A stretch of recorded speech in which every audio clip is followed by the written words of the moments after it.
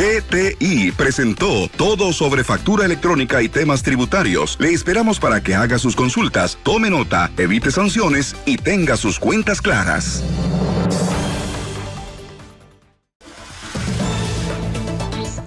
Continuamos en esta segunda emisión de Noticias Monumental. Está, como todos los lunes, en la sección de GTI, la factura confiable, en la que usted puede hacer sus preguntas sobre facturación electrónica y también sobre la presentación de declaraciones de impuestos.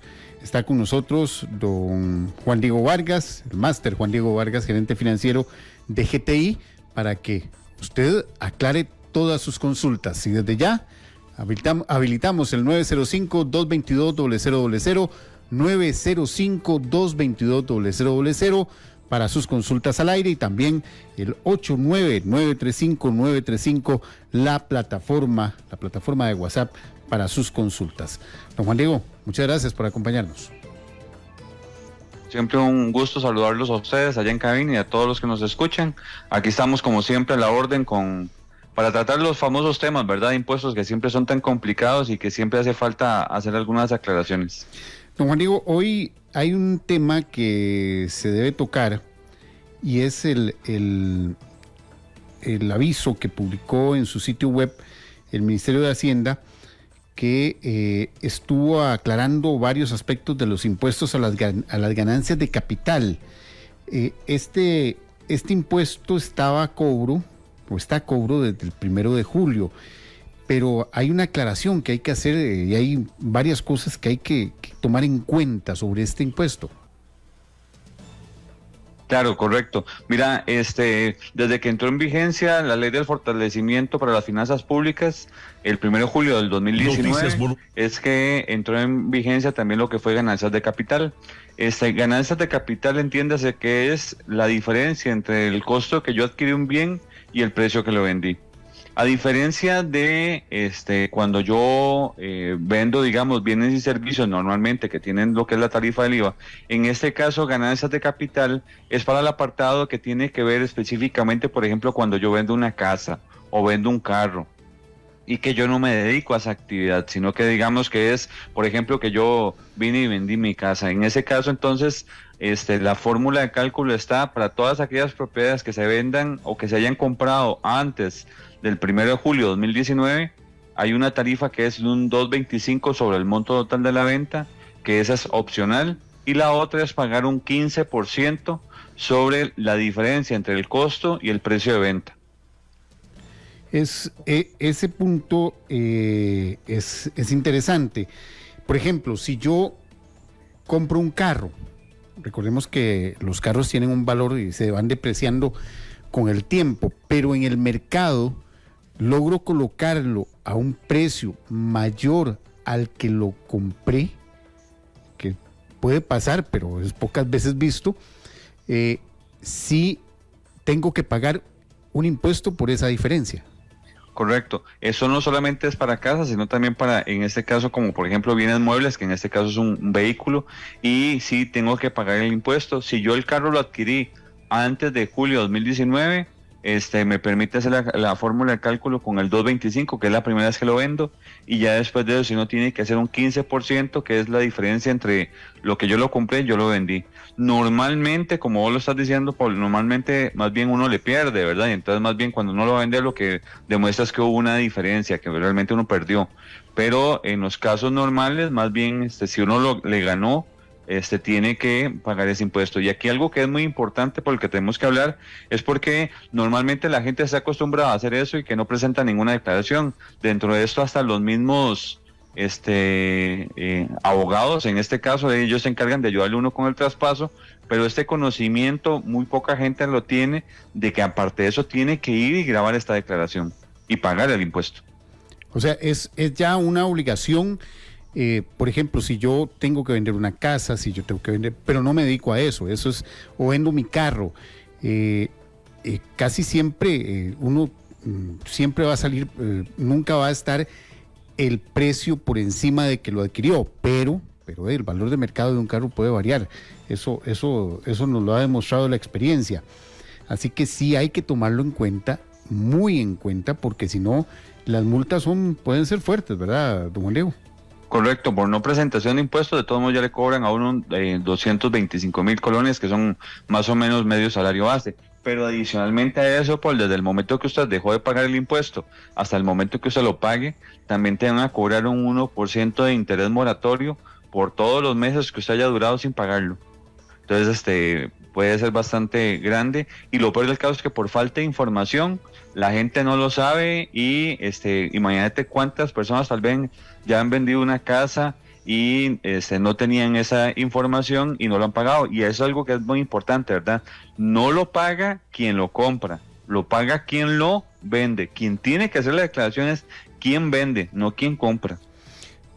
Don Juan Diego, nos hacen una consulta del teléfono terminado en 3702 que dice: si yo vendo una casa más cara pero se debió a arreglos o mejoras que tiene un costo, ¿puedo deducir ese costo precisamente? Correcto, aquí vienen dos reglas que son importantes, y eso es una matemática que uno tiene que hacer. Si el bien estaba adquirido antes de la entrada en vigencia de la ley como tal, del 1 de julio de 2019, si el 2.25 del monto total de la venta es menor a la diferencia de lo que es la utilidad, digamos, entre el precio de compra y venta, de que es un 15%, pues entonces aplico 2.25.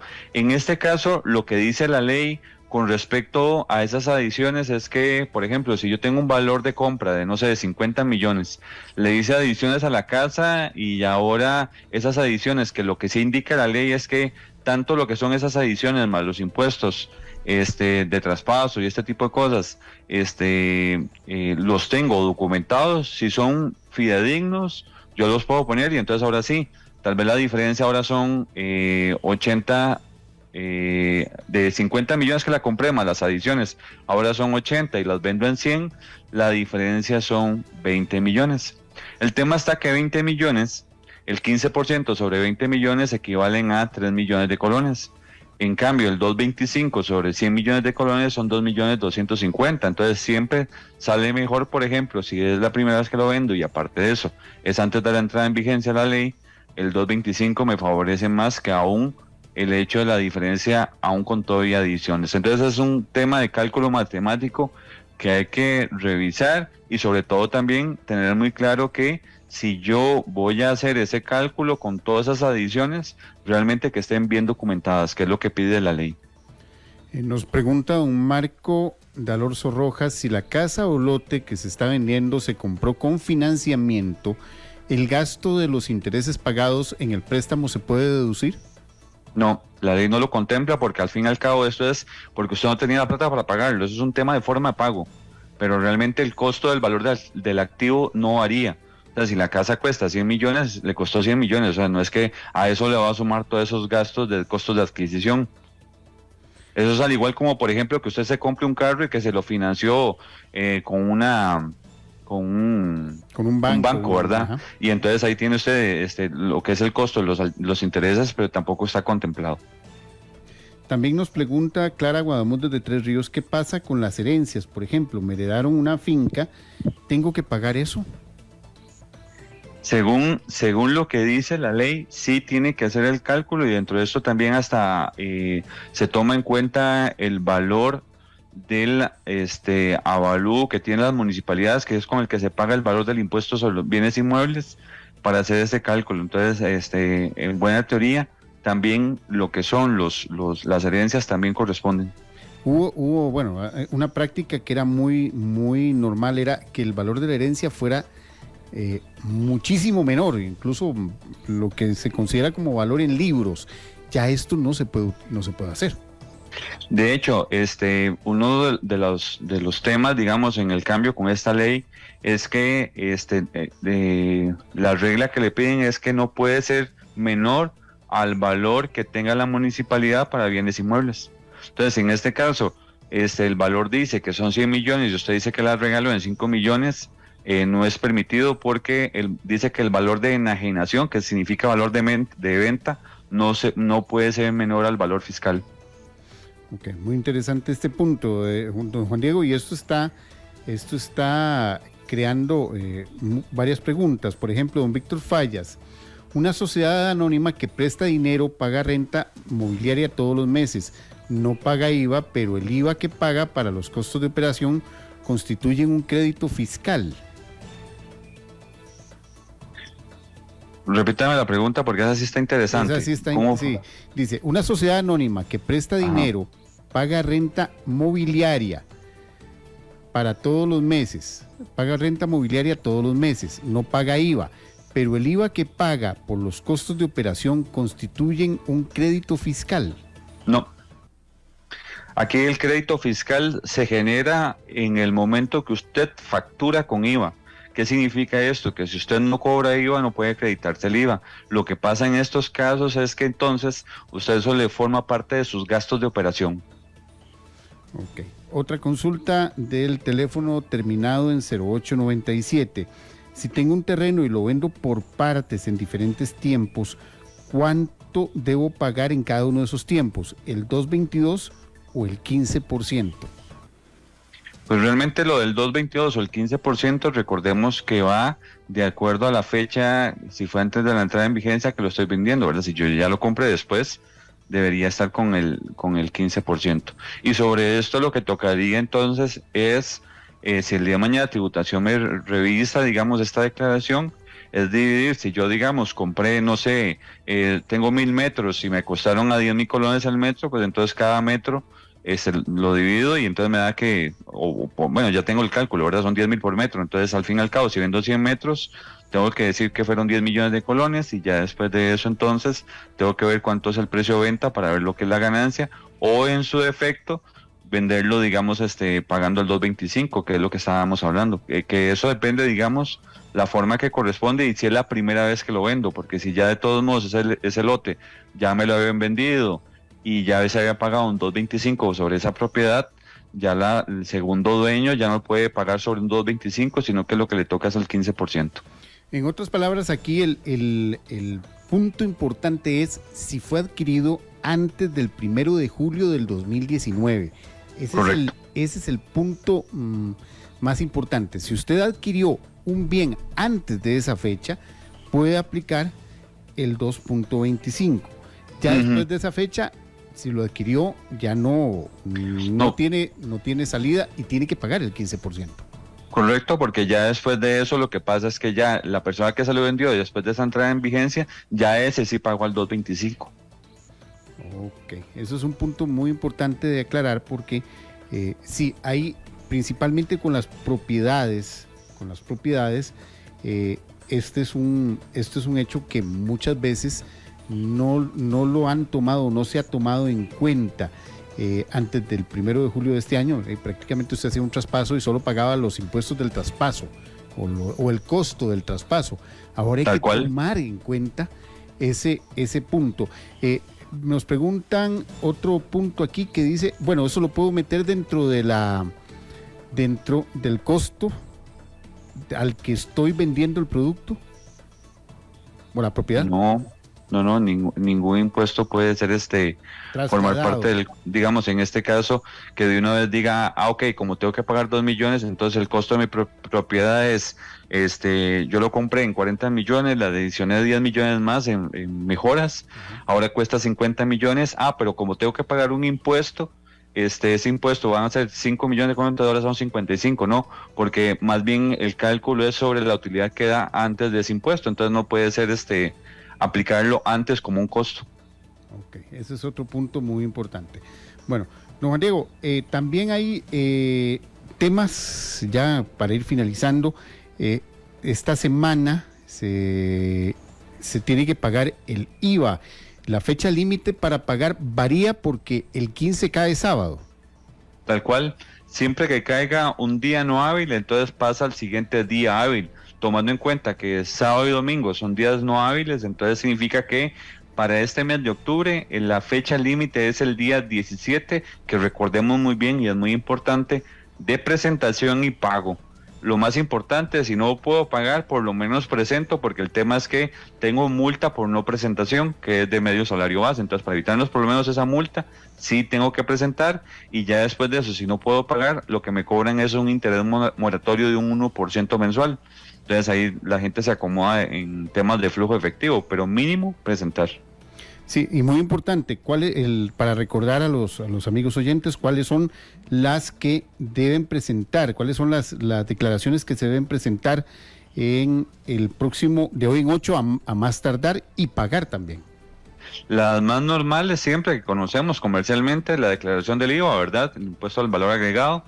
Después de eso también la de impuestos sobre rentas de capital mobiliario e inmobiliario, que estos son alquileres como tal, que tenemos que presentarlas. Y después de eso, digamos, normalmente en lo que son las empresas, está lo que son las retenciones en la fuente, que es cuando hay retenciones de renta salarial, y también cuando hay, por ejemplo, por pago de algún bono o dividendos, que entonces está esa declaración que se llama de retenciones en la fuente, que es importante también tenerla clara.